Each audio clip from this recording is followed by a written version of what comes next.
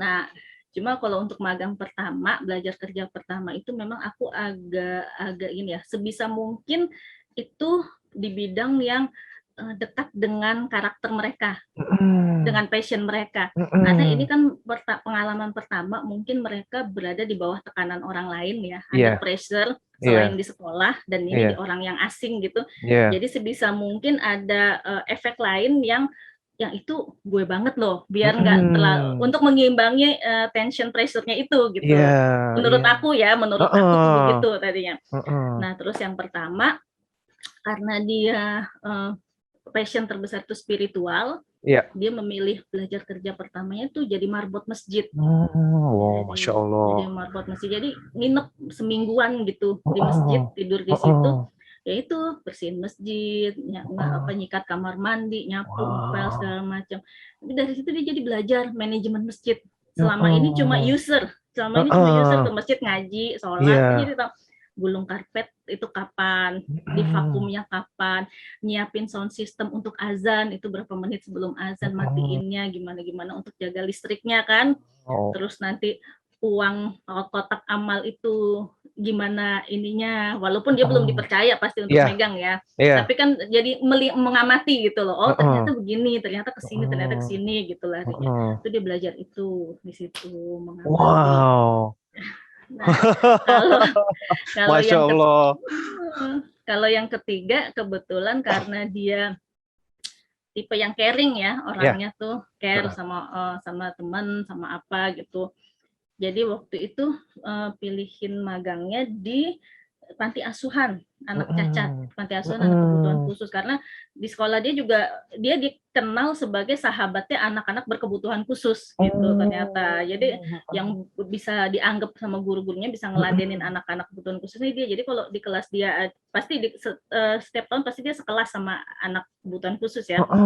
Itu pasti udah tempelinnya ke AI aja deh gitu Masya gurunya tuh. Dia Allah. bisa tuh nanti nemenin ngayomin ngeladenin menurut guru-gurunya bisa.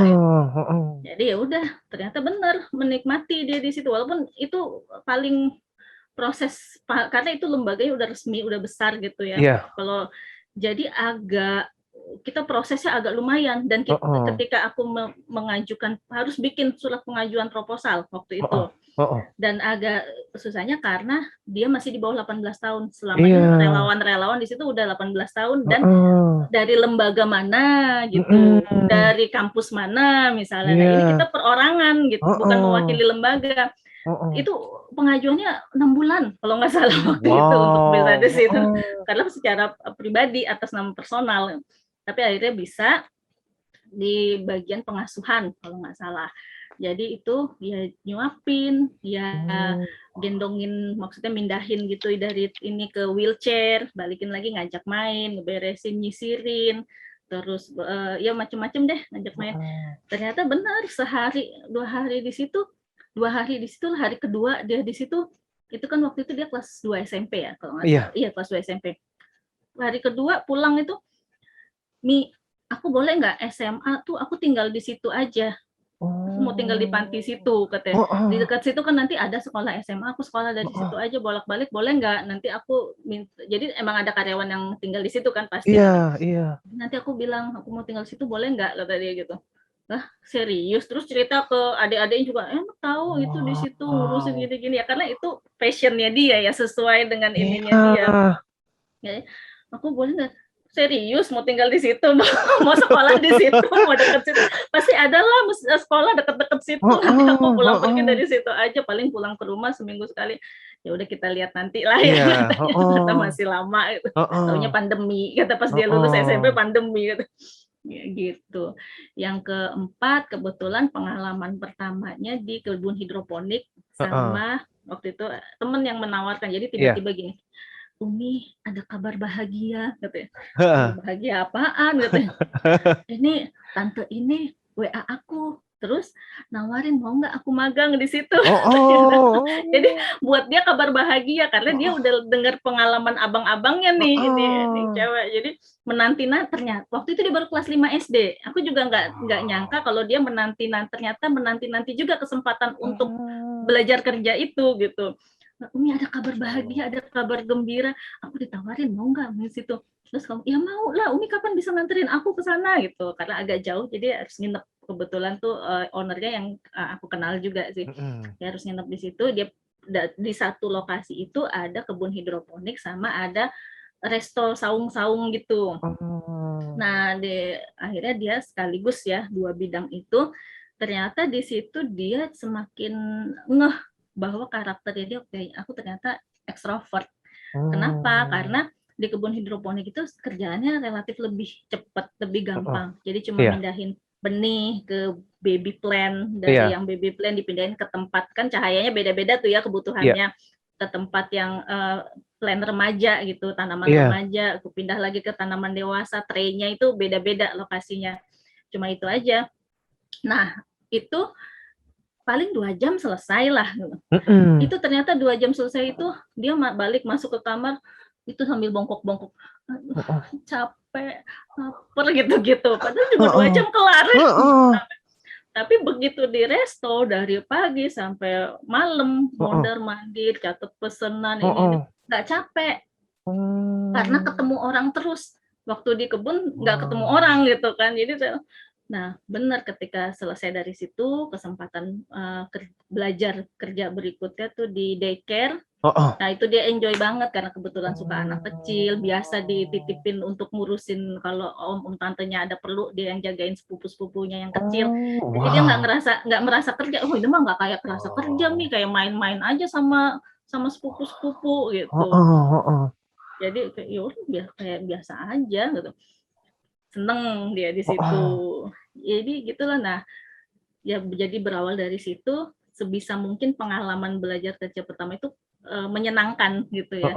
Nah, setelahnya kayak abang-abangnya juga udah mulai SMA itu ya cari-cari sendiri tempat-tempat lain untuk dieksplor ya. Terus abang-abangnya yang tadinya di komputer itu pernah di cucian mobil, pernah di waiters di kafe, terus yang tadinya di panti asuhan karena dia yang paling seneng jualan kan dia kemarin sempet ngelapak tuh susu jahe di pinggir jalan gitu sama temennya, terus sempet jaga toko baju punya teman bapaknya itu.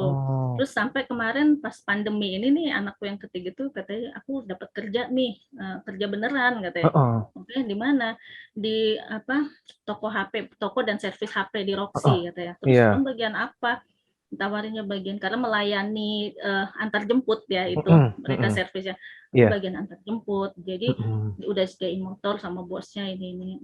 Terus tapi aku tolak kata dia. Oh kenapa? Tumben nih. Biasanya kalau ada iming-iming bawa duit dia semangat gitu kan.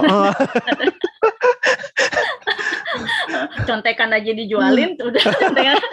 Ntar aku ceritain yang itu ya. Jadi, terus aku kok ditolak katanya. Ya kan aku belum punya SIM. Kata dia gitu. Kan aku belum punya SIM. Nanti nganter-nganter kan pasti harus sudah punya SIM dong. Jadi alhamdulillah lah tahu batasan ternyata. Mana yang masih bisa diambil peluangnya, mana yang let it go gitu. Jadi, tanggung jawabnya itu luar biasa. Nah, dikasih gajinya katanya waktu itu tawarin berapa ya? 1,5 juta apa 2 juta gitu. Ya karena kurir antar jemput aja sih. Sekitar segitu. Terus ya buat dia yang selama ini uang jajannya seminggu itu cuma 5.000 pas udah SMA itu kan gede ya segitu. Tapi aku bersyukur ternyata tahu limitnya dia, tahu batasannya. Karena dia buat aku kalau ke anak ketiga ini karena dia yang paling bisa menangkap peluang. Jadi itu keputusan dia untuk nolak itu buat aku jadi something gitu. Karena waktu kelas 6 aja itu dia itu kan kelas 6 kan musimnya UN ya. Sebelum UN kan banyak try out segala macam gitu. Itu tuh dia semacam ada peer pressure gitu untuk ngasih contekan untuk teman-temannya minta jawaban dari dia. Karena dia nih orangnya tipe yang nggak bisa bilang enggak, gitu. Susah bilang enggak gitu, kurang asertif lah, susah bilang enggak. Akhirnya dia muter gitu cari cara gimana. Jadi dibilang ya iya ntar gue kasih tapi bayar ya. Satu nomor, kalau pelajaran ini 1.000, kalau pelajaran ini 1.500, kalau pelajaran ini 2.000 gitu. Satu nomor katanya. Wah, itu selama masa tryout-an panen sehari bisa 25.000, bisa 35.000 dari teman-teman. Wow. Terus aku tanya, emang itu kamu jawabannya pasti bener tuh yang dijual-jualin? Ya enggak lah, aku juga nggak tahu jawaban aku bener apa enggak. Nah, terus kalau salah, udah temen-temen udah bayar kayak gitu gimana? Ya siapa suruh mau beli? Orang aku Iya. nggak maksa, orang dia yang minta katanya. Kan aku nggak nawarin. Siapa suruh mau bayar? Ya kan dia yang salah sendiri katanya. Iya juga sih. Iya juga ya katanya. Itu dimanfaatin kayak gitu. Jadi ya kayak gitu, kayak kemarin kita sempet 2 orang anak tuh sempet positif kan. Jadi pas ada yang bergejala, kita semua di tracing kan untuk apa namanya, untuk PCR di puskesmas. PCR di puskesmas. Terus yang 2 anakku nih kondisinya lemes lah. Nggak mungkin kalau di puskesmas kan antri apa segala macam, akhirnya rebukan apa segala macam. Ya udahlah, kita mandiri aja, nggak usah di puskesmas. Udah deal mandiri, udah keputusan aku sama suami karena mikirin yang 2 nggak bisa ngantri nih. Tahu-tahu dia datang, "Nih, aku sama Nyun tuh adiknya yang anak 5 yang Ai sama Nyun PCR di puskes aja deh," katanya. Terus, "Ya nanti naik Gojek aja sendiri ke sana." Terus, "Tapi Umi kasih uang kita 50.000 ya." Kan Umi juga untung katanya, nggak usah ngeluarin banyak-banyak buat swab. Kan Umi juga masih lebih untung daripada bayarin kita swab. Dasarnya. Aduh. Nah, terus udah ya adiknya mau lagi katanya. Ya terus aku juga sebagai emak-emak ya penghematan juga. Oke, deal ya, nggak apa-apa. Terus datanglah yang kedua nih abangnya. Nyun, karena yang kedua dia ekstrovert banget ya, jadi dia kalau apa sendiri tuh nggak senang sendirian, pengennya ada temennya gitu. Nah kebetulan dia karena dia udah kerja nih sekarang yang kedua, jadi ntar pulang kantor aku baru bisa swab sendiri lah, nggak bisa bareng-bareng gitu. Nyun, ke adiknya yang bungsu, ntar bareng-bareng Bang Roha aja ya, temenin Bang Roha, kita bareng aja antigennya apa swabnya gitu. Swabnya. Jangan Nyun, bareng kita PCR aja di puskes katanya. Nanti Bang nggak mau dia Bang, dia biar dapat duit 50.000 dari Umi. Ntar Bang Roha kasih 100.000 katanya. Taunya biar ada temennya. Taunya di lobi lagi nih sama yang si Ai yang ketiga. Yun, sini. Hitungannya gini. Kalau kamu swab sama Bang Roha, paling dia bayarin yang antigen yang cuma 150.000 gitu. Kalau kita PCR itu harganya 1 juta katanya. Jadi totalnya tuh kamu dapatnya kalau PCR tuh 1 juta tambah duit dari Umi 50.000, 1 juta lebih, masih lebih untung daripada kamu nemenin Bang Roha walaupun dapat 100. Aduh. Ya. Mau adeknya ikut PCR antri-antri di puskes. Aduh. Jeli juga ngitungin. Iya. Itu kelas berapa tuh? Kemarin itu ya udah kelas 1 SMA sih. SMA ya, SMA, tapi tetap aja. Kelas 1. Aku mah gak kepikir SMA kayak begitu. Sama. Bisa ngitung begitu. Jadi ya gitu deh. Terus akhirnya dari situ udah ada pengalaman gitu ya, terus mereka pada cari-cari sendiri lah. Kayak yang pertama itu dia udah karena masuk ke SMK. Jadi dari SMK itu tiap Sabtu Minggu tuh ada part time job gitu. Kenapa dia pengen SMK? Nah, itu agak berliku. Jadi awalnya dia pengen karena passionnya dia ke spiritual ya, memang tipenya yang pertama ini. Awalnya dia tuh kepingin banget tuh masuk pesantren. Gitu. Dari lulus SD kepinginnya masuk pesantren. Cuma kita bukannya nggak setuju ya. Cuma waktu itu dia punya idealisme sendiri. Kepingin pesantren tuh kudu yang di Jawa Timur. Udah ada satu yang dia suka gitu. Dari browsing itu satu dia udah kayak jatuh cinta banget lah ke situ. Oh, dia browsing sendiri? Iya, browsing sendiri.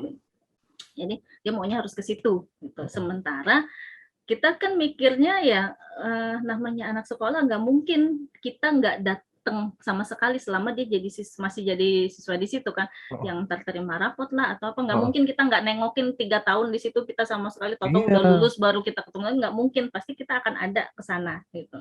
Datang ke pesantren itu pasti akan nengokin. Nah, kalau ke Jawa Timur minimal 3 hari dong kita ninggalin rumah, hitung-hitungan kasarnya ya, minimal seenggaknya 3 hari kita. Nah, ini adik-adiknya di rumah kan waktu itu masih ada yang kecil-kecil kan, yang SD, yang apa. Ini kan gimana, kita kan nggak ada helper gitu. Jadi dengan pertimbangan-pertimbangan itu aku berusaha geser gitu, yang dekat-dekat aja deh, Kerawang lah, atau di Jakarta juga banyak pesantren gitu. Nggak mau kekeh harus yang di situ. Akhirnya ya udah kalau gitu jangan sekarang deh, ntar SMA aja karena ini adik-adik masih kecil-kecil bla bla bla bla. Oh, dia ngelihat juga sih itu. Ya udah deh, SMA. Pas SMA dia kepingin juga. Terus ketika kelas 9 itu udah mulai nagih, nanti aku lulus ke situ kan ya. Nah, jadi selama berjalan dari lulus SD sampai lulus SMP itu kita sama-sama istiqoroh ya. Aku sama dia juga istiqoroh. Nah, aku nggak tahu kenapa makin nggak ini ganjel gitu lah kalau ngelepas dia ke sana. Sementara dia ngerasa makin mantep. Akhirnya oke, diskusi lah, itu hampir setahun itu sering ada diskusi tentang masalah pesantren ini. Akhirnya terus oke, dia punya plan A ke pesantren, dia bikin plan B. Ya udah deh Mi, kalau misalnya aku mentoknya kodarnya nggak ke pesantren, aku plan B aku pengen masuk tata boga. Nah, awalnya pas cerita ke bapaknya, kamu gimana nih, ntar lulus mau kemana gitu, ke tata boga. Tata boga langsung, bapak itu kaget, ngapain ke tata boga ibaratnya, karena anak cowok. Dan gini, selama ini dia bukan yang dari kecil kelihatan hobi masak gitu, jadi bapak juga apa urusannya lu ke tata boga gitu. Padahal ternyata ketika aku ngobrol lebih jauh lagi sama dia itu salah satu alasan dia pengen ke pesantren adalah kepingin cari beasiswa untuk belajar di Arab atau di Timur Tengah situ, karena dia kepingin cepet naik haji. Masya Allah. Gitu. Jadi kalau misalnya dia, hitungan dia nih, kalau misalnya gue nabung haji, pas sudah kerja baru bisa mulai nabung haji, segala macam. Sementara di Indonesia antrian untuk haji kan udah 20 tahun gitu ya, sejak mendaftar. Kapan gue berangkatnya gitu pikiran dia. Jadi pengen kita cari shortcut. Aku pengen bisa pokoknya kesempatan ke sana, nanti kalau udah ke sana bisa lebih mudah gitu pikiran dia gitu.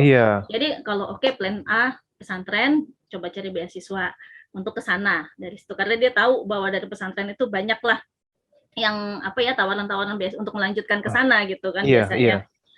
Nah, plan B-nya dia masuk tata boga itu karena dia browsing juga, mengumpulkan data, dan dia tipenya analisa dan mengumpulkan data fakta bahwa tenaga kerja dari Indonesia itu banyak terserap di Arab, itu terutama di kitchen, tata boga, sama perhotelan. Karena kan jamaah Indonesia itu paling banyak ya umrohnya, ya hajinya waktu itu sebelum pandemi. Jadi dia pikir kalau gue bisa kerja di sana, nanti bisa lah colong-colong waktu pas musim haji aku naik ke haji. Habis itu nanti baru mikir kuliah apa segalanya. Pokoknya target pertamanya haji cepet gitu. Makanya dia planning masuk tata boga. Gitu tujuan awalnya ke situ. Gitu. Akhirnya ya ampun, SMP udah bisa mikir sejauh itu ya. Iya, emang agak tua sih kalau yang ini. Dari kecil emang agak tua sih kalau yang ini kan. Gitu. Mungkin karena dulu aku kuliah, kalau kata orang-orang ya, aku dulu punya anak kan ngelahirin dia semester 4, adiknya waktu aku semester 6. Jadi kita tuh bertiga di Bandung, orang tua, suami, mertua di Jakarta semua. Jadi kalau malam kalau aku nidurin, anak-anak lain mah didongengin buku cerita apa gitu. Aku dulu buku kuliah yang dibacain. Jadi besoknya mau ujian, besoknya ada tugas apa, tapi dibacain buku kuliah. Aduh. Jadi tua kali. Bener itu kayaknya tuh. Nah, terus pas dia udah masuk SMK akhirnya nih. Masuk SMK, nah itu terus ternyata dia enjoy. Dari pertama tuh enjoy. Ya qadarullohnya tuh ke SMK lah finalnya, walaupun udah ada pertempuran dingin, dengan kita di rumah lah, pertempuran batin gitu. Masuk SMK.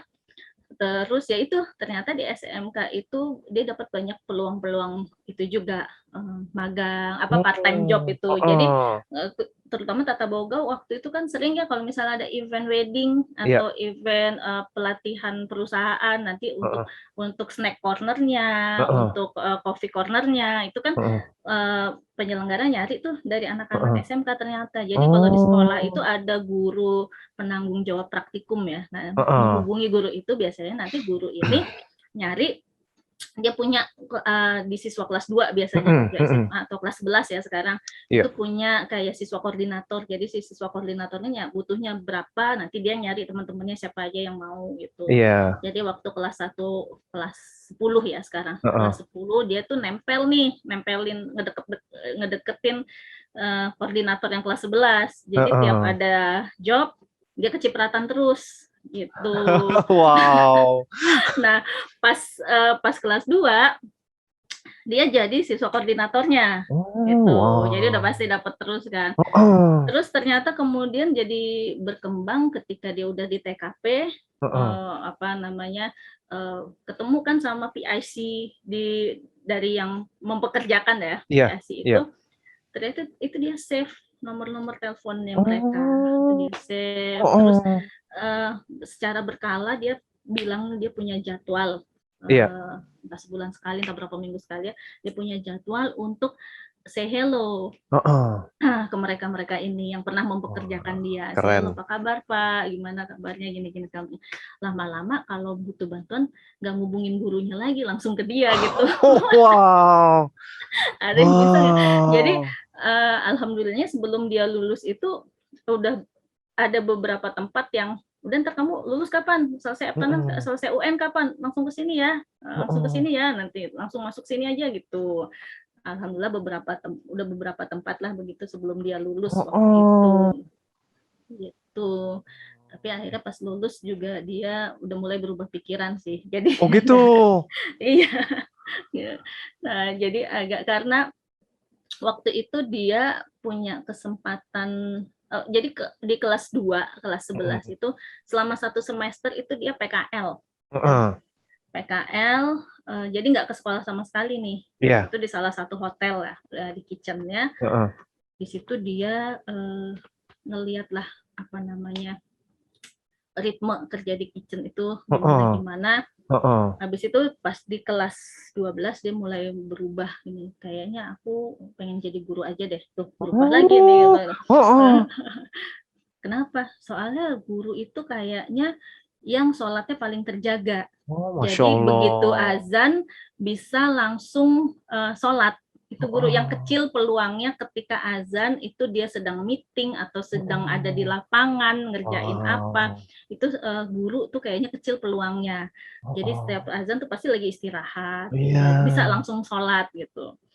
Jadi kayaknya ya mungkin jadi guru dulu deh, ntar kalau misalnya kuliah. Oke, ya udah terserah lah. Terus aku sempet gini kan godain. Terus semua nggak jadi nih rencananya mau cepet haji gitu. Kata dia, ya Mi haji itu wajib bila mampu. Kalau sholat mampu nggak mampu itu wajib. Jadi aku harus ngeduluin yang lebih wajib kata dia. Masya Allah. Silahkan deh, kata terserah lah.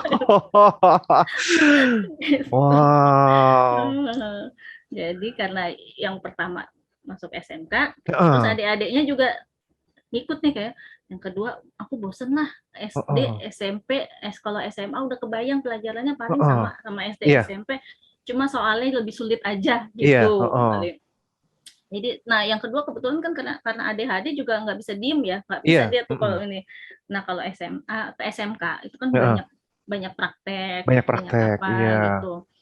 Jadi akhirnya ngikut ke SMK juga gitu. Sekarang udah ya itu samalah banyak magang-magang juga, belajar kerja di tempat-tempat lain, di bidang-bidang lain. Terus dia menemukan passion baru di pramuka. Karena dia nggak bisa diem, harus bergerak, energinya berlebih, tapi motorik kasarnya nggak terlalu bagus, jadi nggak seneng ke olahraga gitu. Olahraga itu nggak ini, kurang luwes lah gerak badannya juga. Akhirnya pas kelas 2 SMP punya kesempatan terpilih jadi peserta Jambore Nasional. Nah ternyata itu ketemu passion baru di pramuka.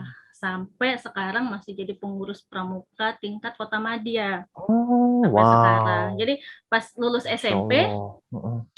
begitu di SMK dia udah jadi pelatih pramuka di Heeh. sekolah SMP Heeh. gitu. Nah itu mulai ada lumayan lah, ya udah punya penghasilan sendiri lah dikit-dikit lah jadi pelatih pramuka waktu dia SMK. Jadi pelatih pramuka ternyata seneng sama pramuka ya sampai sekarang terus. Jadi sekarang Iya. pramuka itu kan banyak gerak, banyak ini tapi dia bukan ke olahraga gitu. Iya. Nah kayak sekarang pandemi ini cukup sibuk dia karena ngurusin bansos, apa segala macam mempersiapkan bansos di titik ini titik itu gitu. Wow. Gitu. Terus tapi dia udah lulus SMK dan udah lulus SMK ya? Udah yang pertama sama kedua udah lulus. Jadi alhamdulillah dua-duanya udah kerja sih sekarang. Gitu. Karena terus yang kedua kuliah juga enggak? Yang kedua udah kuliah sambil kerja. Jadi waktu itu kenapa? Karena biasa kita ngobrol diskusi sekeluarga ya. Waktu itu juga di kelas 9 waktu anakku yang pertama di kelas 9. Ini salah satu kenapa jadi pada milih SMK juga nih. Jadi anakku tuh waktu itu biasalah mengumpulkan data dan fakta dari berbagai sumber gitu. Terus dia sempat bilang gini, Mi ternyata di Indonesia nih lulusan SMA atau yang setara itu kalau kerja gajinya kisaran ya kalau nggak UMR ya di bawah UMR. Gitu. Kalau bidang kerjanya sama. Lulusan S1 fresh graduate itu UMR atau sedikit di atas UMR. Kalau di dalam satu perusahaan yang sama itu paling selisih gajinya paling 500 atau 1 juta lah rata-rata, nggak sampai yang selisihnya 4 juta, 5 juta itu untuk lulusan S1 dan SMA. Padahal ya modal kuliah S1 itu kan bisa berapa ratus juta nih. Betul. Jadi nggak imbang nih selisihnya. Wow. Jadi aku nanti lulus SMA atau aku nanti nggak mau langsung kuliah lah kata yang anak pertama ini. Aku mau kerja aja dulu. Kebetulan waktu itu kan lagi aku baru cerita ke dia tentang gap year. Ya waktu itu dapat sumber informasi. Waktu itu aku dengar di radio bahwa anaknya Barack Obama tuh melakukan gap year dan abis itu jadi rada populer gitu katanya gitu. Aku cerita tentang gap year ini. Iya. Tarik gitu, tapi bener juga jadi gap year aja dulu, aku mau kerja aja dulu. Nanti cari kerja sambil kuliah sambil kerja. Jadi waktu aku lulus, aku bukan fresh graduate lagi. Aku sudah punya pengalaman kerja dan aku sudah punya networking dengan orang-orang di dunia kerja, kata dia gitu. Nah, pada saat ngomong gitu kayaknya adik-adiknya juga dengar kali ya. Terinspirasi gitu. Dan dilalahnya ngelihat udah begitu lulus alhamdulillah dapat kerja juga gitu kan. Jadi kayaknya itu. Nah, kalau yang pertama sekarang ini dia udah kerja di bidang kuliner sih, masih di bidang kuliner. Sesuai kepakarannya, sesuai jurusannya dulu. Jadi dia belum kuliah nih, belum daftar kuliah karena kebetulan kayak balik ke karakternya gitu ya si yang pertama ini karakternya itu well organized, well planned gitu. Jadi kalau ada sesuatu perubahan itu nggak lebih lama adaptasi dengan perubahan gitu dibanding karakter adiknya. Nah karena dia di kuliner selama masa PPKM pandemi ini kan kebijakan pemerintah ini ya berubah-ubah, nah itu mempengaruhi banget SOP di tempat kerjanya.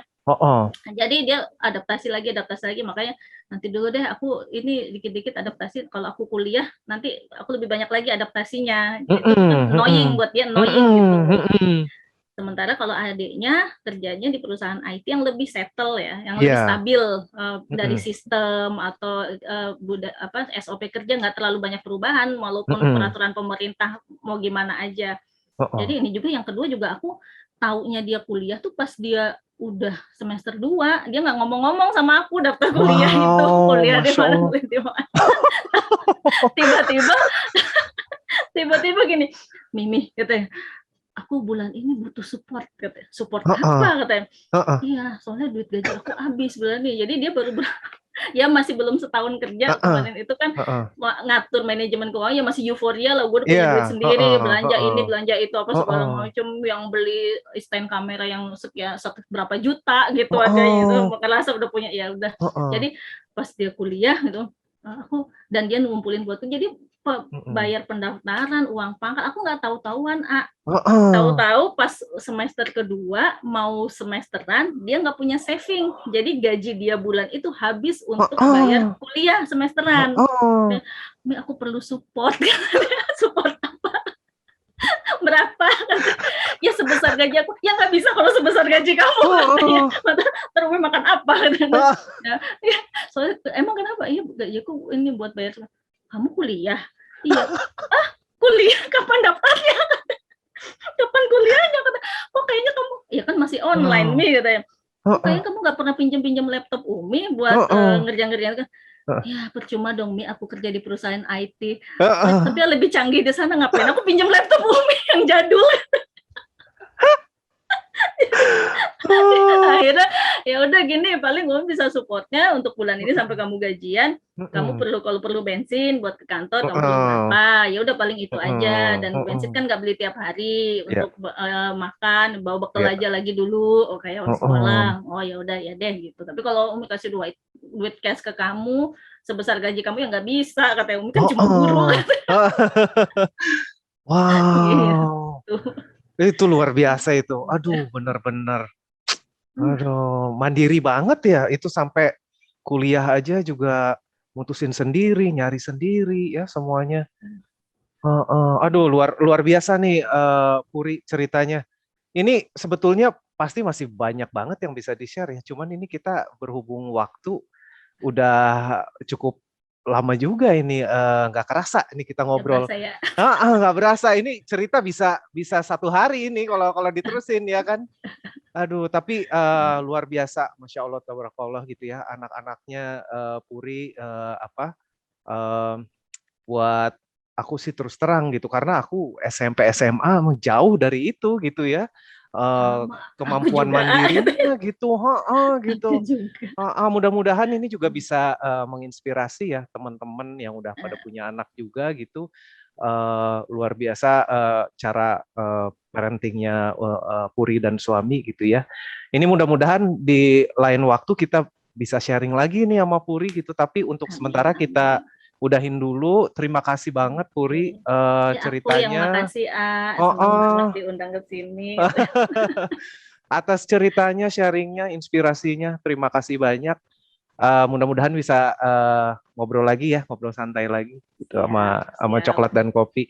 Oke deh, kalau gitu sekali lagi selamat pagi Indonesia, selamat malam Kanada. Wassalamualaikum warahmatullahi wabarakatuh. Assalamualaikum warahmatullahi wabarakatuh. Dah, Puri.